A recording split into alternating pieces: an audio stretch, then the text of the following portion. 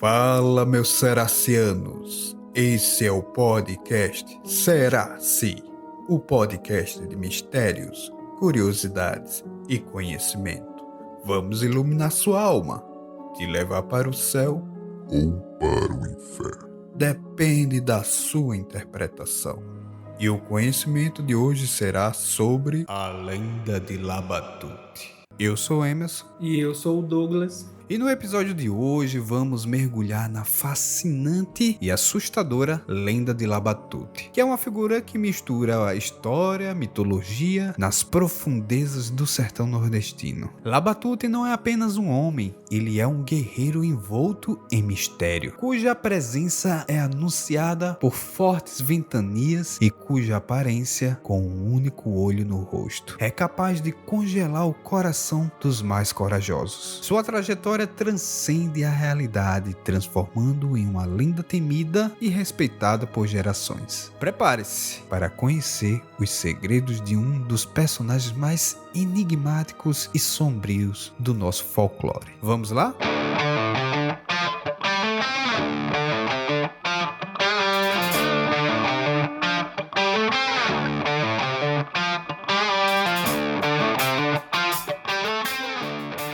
A lenda de Labatut começa, em parte, numa mistura de fatos históricos com elementos míticos do folclore. Ela gira em torno de Pierre Labatut, que foi um mercenário francês que realmente existiu e teve um papel muito importante durante as lutas da independência do Brasil, especialmente na Bahia, no início do século XIX. No entanto, sua transição de figura histórica para personagem mítico no folclore nordestino não tem um criador definido, sendo algo que se desenvolveu naturalmente no imaginário popular, especialmente em comunidades do sertão nordestino. Imagina só, Douglas, você, uma figura histórica, importante para algum fato do país, e do nada a sua história ser completamente transformada em uma lenda. Cara, eu ficaria surpreso se um dia eu fosse conhecido como um monstro que, sei lá, devorava cabeças de pombos. Mas aí você tem que fazer um grande feito histórico, né? Na história da humanidade. Uma vida comum igual a gente nunca vai se tornar uma lenda, uma história, porque Pierre Labatut, ele praticamente me esqueci o nome dele agora, mas igual aquele cara do Drácula, que ele empalava as pessoas e tal. Ele foi um cara tão diferenciado naquele tempo, causou tão terror, tanta maldade que as pessoas atribuíam a ele coisas que ele não tinha, levando assim, vamos dizer assim, o início ou a origem da lenda do Drácula através dele. Mesma coisa provavelmente aconteceu com o Labatut, né? Talvez ele viveu de tal forma que acabou tornando uma lenda. É porque o nosso imaginário é muito fértil, né? O nosso imaginário, ele é muito abrangente, ele não tem limites para a nossa imaginação. Exatamente, igual o Vlad, o Empalador. Isso mesmo. Ele tinha uma situação em que o cara era tão bruto, que começaram a criar lendas em volta dele, até ser formado, a história do Drácula. Então a gente vê que aqui no próprio território do Piqueniquim existe situações parecidas como a de Pierre Labatut. Bom, a história dele com o governo começa lá em 1822, na qual ele foi contratado pelo o governo brasileiro, até então o Império, para lutar contra as forças portuguesas durante as guerras de independência. E ele teve um papel bastante controverso, pois, embora fosse competente em combate, era também conhecido por sua brutalidade e por decisões que causavam revolta entre os seus próprios homens e na população local. Então a gente já vê aqui algo bem parecido com o do Vlad, que tinha decisões e uma brutalidade tão imensa que causava revolta entre seus pares. É tipo assim, ó, ele foi um cara tão cruel, tão violento e tal, naquela época, aí fulano, e aí falava para o outro fulano, né?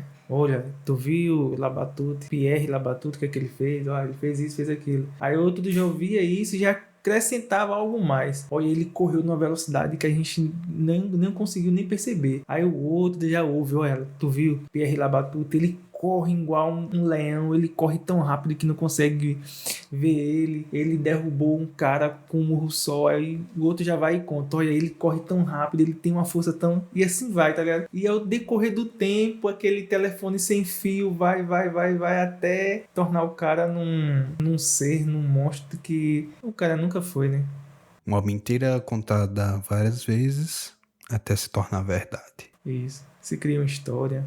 E o Nordeste, por ser uma região marcada de vários conflitos, né, e história de resistência, como Guerra do Cangaço, as lutas pela independência, Guerra de Canudos e por aí vai, foi um período muito fértil para a criação dessas lendas que mistura tanto a realidade como a fantasia. A imagem de Labatut, com sua postura violenta e enigmática, foi absorvida pelo folclore. Com o tempo, as histórias sobre ele ganharam elementos sobrenaturais. Viam ele na batalha tremendo, muito forte, muita sabedoria e tal, e aí as pessoas iam acrescentando aquilo como se fosse algo não natural, né? Como se fosse algo fora do normal para um ser humano. Olha, ele corre tão rápido que nenhum ser humano consegue correr igual a ele, então isso não é natural. E ele consegue fazer isso, ele consegue pensar de tal forma, ele consegue elaborar estratégias e por aí vai. E aí o povo, nem não é normal, e aí vai.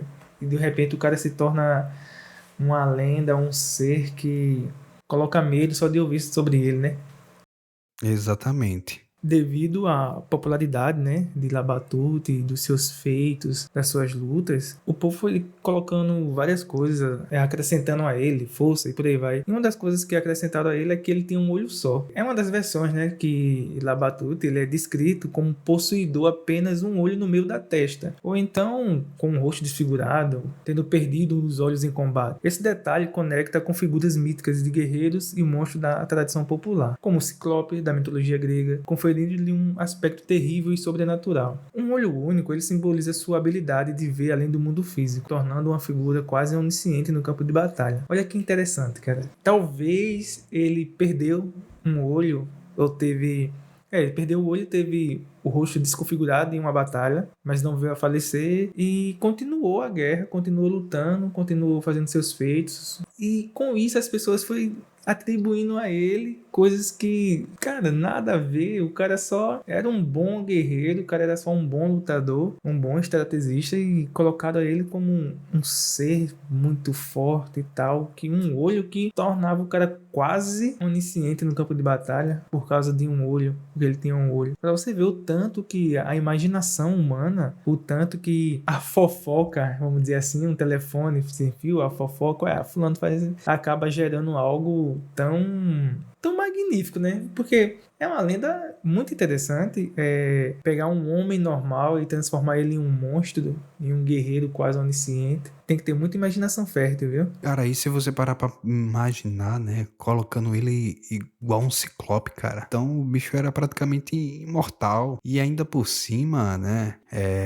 onisciente. Então o cara sabia quase tudo. O cara tinha domínio de tudo, principalmente das batalhas, né, na qual ele lutou pra fazer o Brasil independente. Será que ele não tá lá dentro do Congresso controlando seus pares? Rapaz, será assim?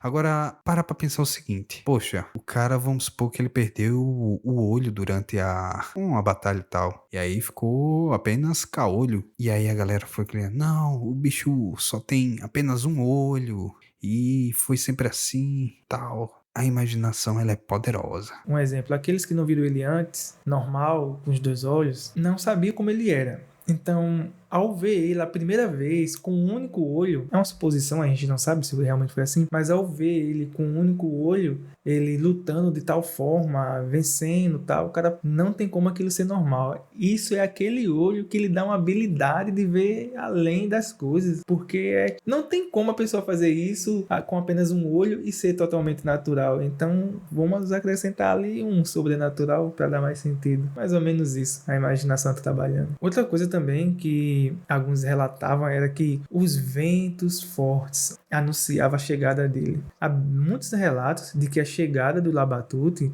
sempre vinha precedida de ventos fortes, e esse fenômeno natural seria uma manifestação de seu poder ou do seu espírito guerreiro, que traz consigo o caos e a destruição. Esses ventos anunciavam a sua presença como um presságio de morte, e os habitantes das regiões rurais tinham medo de tantas ventanias repentinas associadas à aproximação do perigoso guerreiro. Caramba, diga aí, o cara tinha uma presença tão poderosa que fazia ventar, cara. Fazia ter ventanias. Diga isso, o cara era forte. E ainda por cima associar a imagem dele à morte, né? Então, tipo, pô, tá ventando demais. Então, o Ciclope tá vindo aí, vai me matar. É, tipo isso. Agora imagina isso naquele tempo, cara. Isso no tempo das guerras. Um exemplo é... Teve tal batalha e Labatute tava lá, conseguiu derrotar os guerreiros lá e conquistaram tal lugar. Aí tinha um outro inimigo dele em tal região que, sem ele ter ido pra lá, sem nada, desce um vento forte. Só desce um vento forte normal, coisa natural da natureza. E os caras já imaginaram o quê? Ele tá chegando. Esse vento forte tá anunciando a chegada de Labatute. Ele tá chegando. E agora, o que é que a gente faz? Então, o cara criou-se tão... Ele não, né? Na verdade, as pessoas criaram uma lenda de tal forma, acrescentou a ele tais elementos que... Só o vento forte já podia causar uma intimidação nos seus oponentes, porque quem dali tinha um guerreiro que só a sua presença, a sua caminhada, a sua ida em um local traria presságio de morte, traria ventania. Ninguém, cara, só ele. O cara era bruto. E se você parar pra pensar o seguinte, beleza, a galera achava que, tipo, eita, poxa, tá ventando ali, entra, corre, vai para casa, porque ele tá vindo aí. E aí, quando simplesmente passa a tempestade, a ventania, aconteceu nada, o povo foi-se embora. Eu acho que a galera às vezes associava tanto que ficava com medo e não percebia que, pô, velho, passou aqui, ele não matou ninguém. Será que ele existe?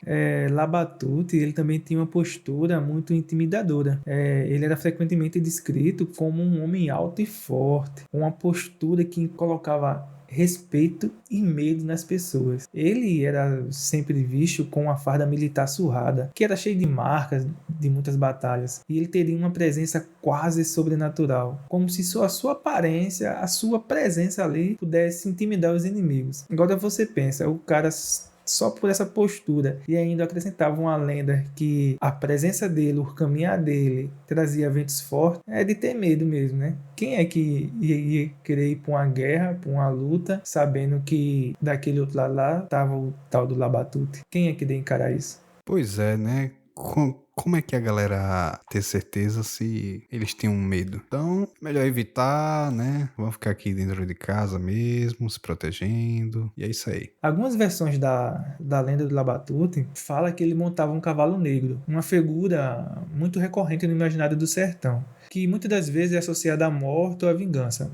O cavalo negro de Labatute seria seu fiel companheiro nas batalhas e um símbolo de sua habilidade de aparecer e desaparecer misteriosamente. Diga aí, cara, além de tudo aquilo que já foi citado, o cara ainda tem um cavalo negro que era associado à morte e à vingança. Diga aí. Pronto, começou a ventar. Misericórdia. O cara tinha uma postura bem intimidadora. E montando em cima do cavalo negro, pronto. Vai ceifar todo mundo.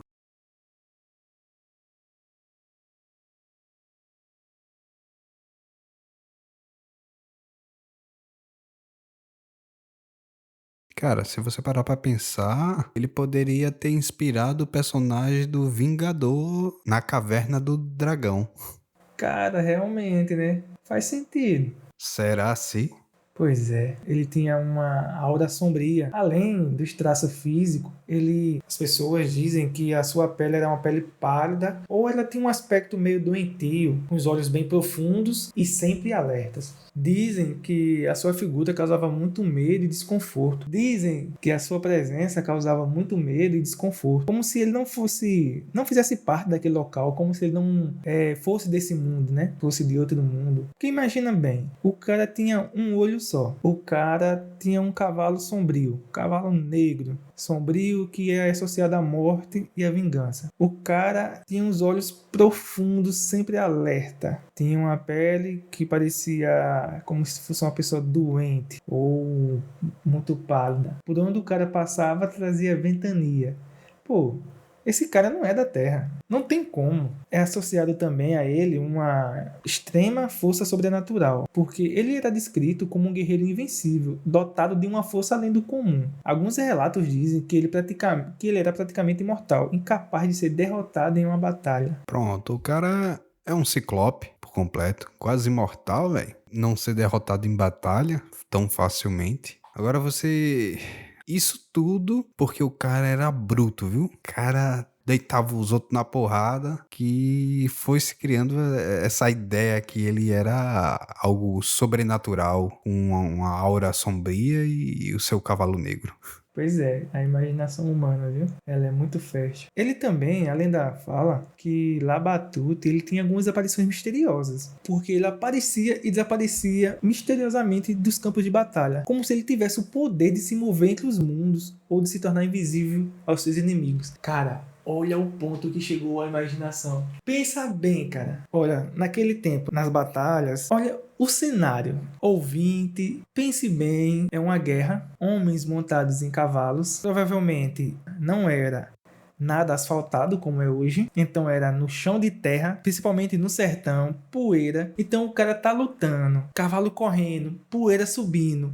O cara aparecia de um lugar, aí aquela fumaça subia, ele dali saía aparecendo em outro. Cara, a explicação é muito simples, poxa. O cara entrava, se escondia, usava a poeira para sair de um lugar para o outro. Mas vieram imaginar que o cara podia se tornar invisível ou viajar entre os mundos. Diga aí se a imaginação não é muito fértil. Cara, você acabou de descrever aí o mestre dos magos, cara, misturado com o Vingador. Se você parar pra pensar, velho, o cara desaparece de um lugar e aparece no outro de forma repentina. É o mestre dos magos, pô, com um olho só. É complicado, pô, é complicado. A imaginação humana é demais. Já pensou, tá lá aquela guerra, aquela briga, tiro, espada, foice, seja lá o que for, a poeira subindo, aí sempre tem aquele cara que tava na guerra, alguns sobrevivem, né, e conta a história. Aí via ele correndo com seu cavalo, pá, machucava um de um lado, de repente a poeira subia, aí ele entrava no meio daquela poeira, o cara já não via mais ele, aí depois ia ver ele em outro local, já batendo em outra pessoa, o cara pensava, caramba, ele saiu daqui pra ali tão rápido que eu nem vi. Mas o cara tava ali. Era só a poeira que tava tampando de você ver ele. Mas o cara já imagina, não, ele foi muito rápido. Isso foi algo sobrenatural. Ele meio que teletransportou, viajou de um lugar para o outro e tal. Ou ele se moveu tão rápido que... a imaginação humana é muito linda, é muito fértil, cara. Diga aí, ele, além de ter essas aparições, ele era uma figura de medo, né? Todo mundo associava ele ao medo por ter sido, né, um homem muito cruel e implacável nas coisas que ele fazia. Só pra você ter uma noção, ele também era descrito como uma espécie de espírito errante ou amaldiçoado que vagava pelo sertão assombrando as pessoas, ou que vaga ainda pelo sertão assombrando as pessoas. Diga aí, já pensou você andando de madrugada no sertãozão lá, indo pra casa, cansado, umas 7 horas da noite, que lá no sertão mesmo não tem tanta energia elétrica como a gente tem, é aquela meia luz, só da lua, tu vê um cavalo negro com um cabo enorme em cima daquele cavalo com o olho só. Diga aí. Aparecendo e desaparecendo de forma praticamente instantânea. Amigo, eu corria, viu? E ele tem uma associação bem interessante à guerra no sertão, porque ele também é visto como um espírito de guerra que é associado ao caos e à destruição. E em algumas histórias ele surge para punir aqueles que traem seus princípios ou que se alia aos poderosos de forma injusta. O cara se tornou um vingador, meu amigo. Diga aí, o cara é uma história de um vingador com o mestre dos magos e com o ciclope. Esse é o Labatut.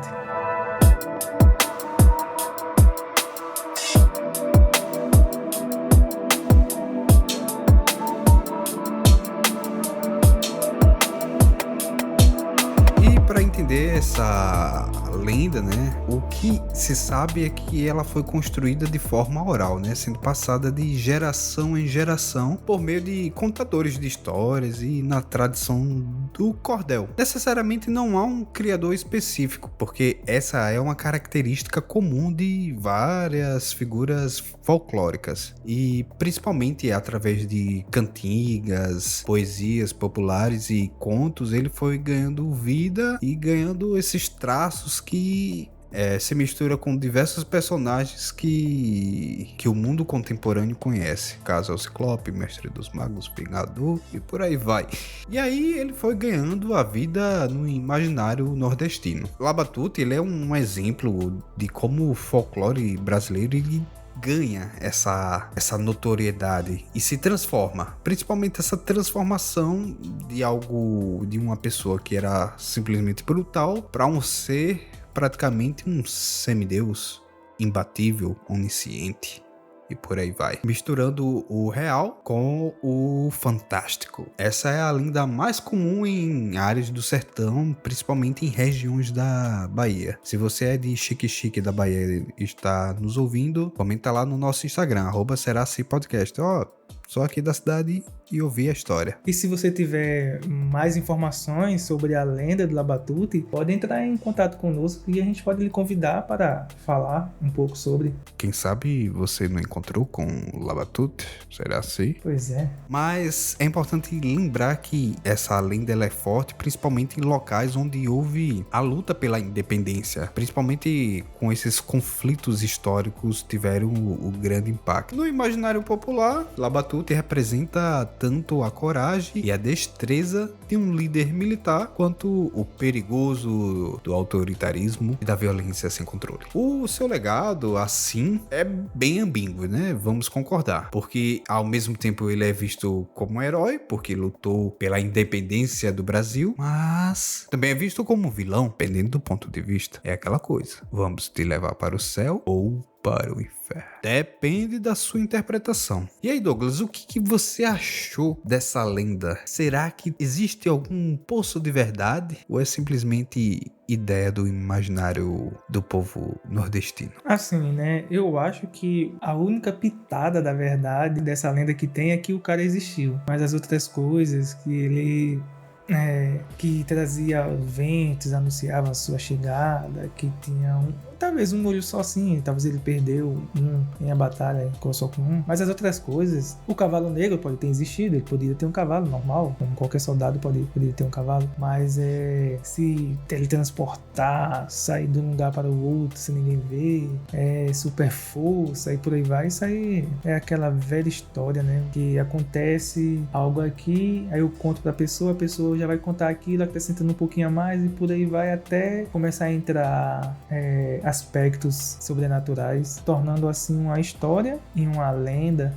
Mas e você, o que acha? Eu acredito que tudo deve ter começado realmente por conta da brutalidade dele, em que situações que aconteceram, a galera foi aumentando até virar um cara de olho só e aparece do nada e tem um cavalo negro e traz vento quando quer atacar.